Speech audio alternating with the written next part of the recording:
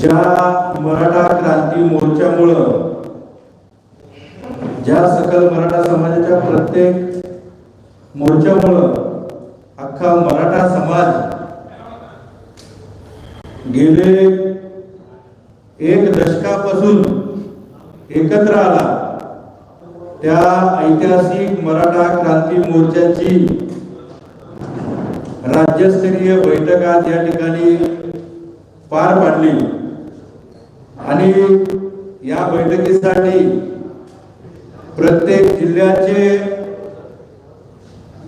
मराठा क्रांती मोर्चा ज्या ज्या लोकांनी सुरुवात केली असे सगळे प्रमुख लोक, या मोर्चाच्या सुरुवातीपासून काम करणारी सगळीच मराठा समन्वयक या ठिकाणी उपस्थित होते.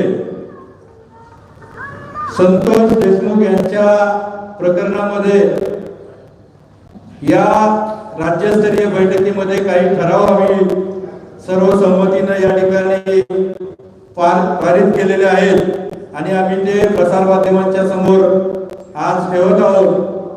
त्यातला पहिला ठराव आहे, कैलासवासी संतोष देशमुख यांना न्याय मिळेपर्यंत धनंजय मुंडे यांना मंत्रिपदावर हकालपट्टी करण्यात यावी. हा पहिला मराठा क्रांती मोर्चाच्या राज्यस्तरीय बैठकीचा ठराव आहे. दुसरा ठराव आहे, वाल्मिक कराड याला 302च्या हत्येच्या गुन्ह्याच्या सहभागी करून त्याला फाशीची शिक्षा द्यावी. आणि सरळ सरळ दिसत आहे की धनंजय मुंडे या सगळ्या प्रकरणात